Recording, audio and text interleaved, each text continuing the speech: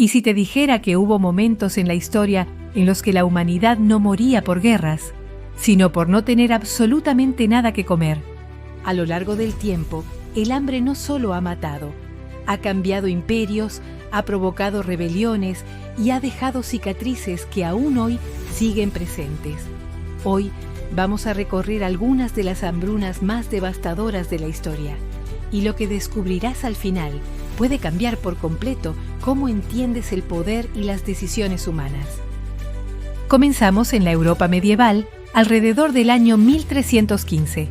Durante varios años consecutivos, lluvias incesantes arruinaron las cosechas. El trigo no crecía, el ganado moría y el frío no daba tregua. Lo que empezó como una mala temporada agrícola, pronto se convirtió en desesperación total. Familias enteras sobrevivían comiendo raíces, corteza de árboles. Incluso hay relatos de canibalismo.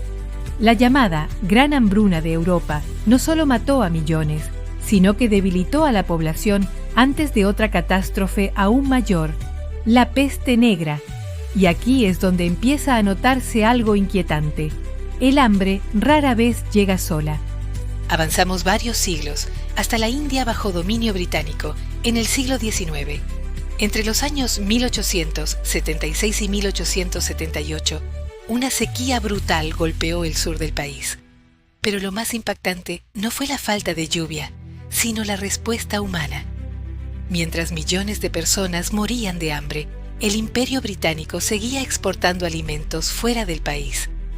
El sistema colonial priorizaba el comercio sobre la vida.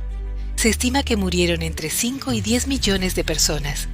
No fue solo una tragedia natural, fue una decisión política, y eso cambia completamente la historia. Pero nada prepara para lo que ocurrió en Ucrania, en la Unión Soviética, a principios de los años 1930. Bajo el liderazgo de Iósif Stalin, el gobierno impuso políticas de colectivización forzada.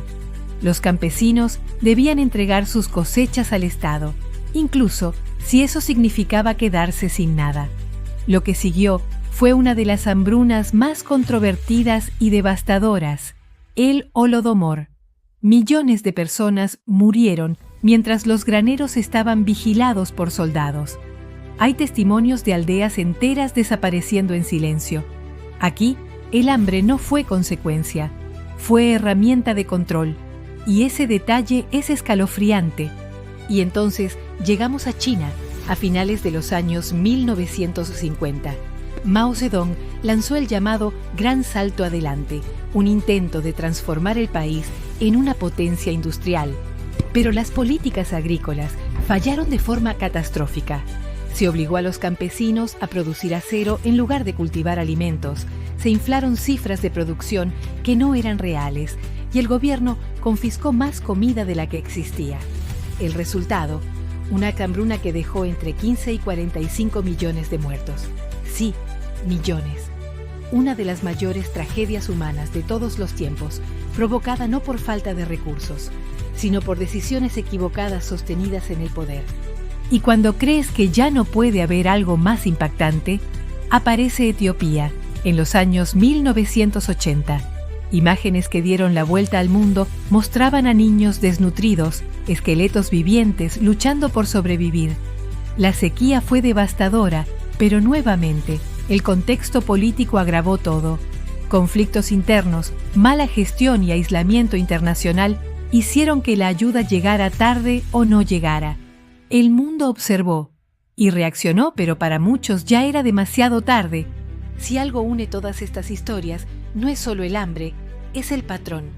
Sequías, sí, climas extremos también, pero una y otra vez son las decisiones humanas, los sistemas políticos y las prioridades de poder las que convierten una crisis en una catástrofe. Porque el hambre rara vez es solo falta de comida, muchas veces es falta de justicia. Y la pregunta que queda flotando es inquietante. Si ya sabemos cómo ocurre, ¿por qué sigue pasando? Si quieres descubrir más misterios, conspiraciones y momentos decisivos de la historia, suscríbete ahora a Susurros del Mundo, porque el pasado todavía tiene muchas cosas que revelar.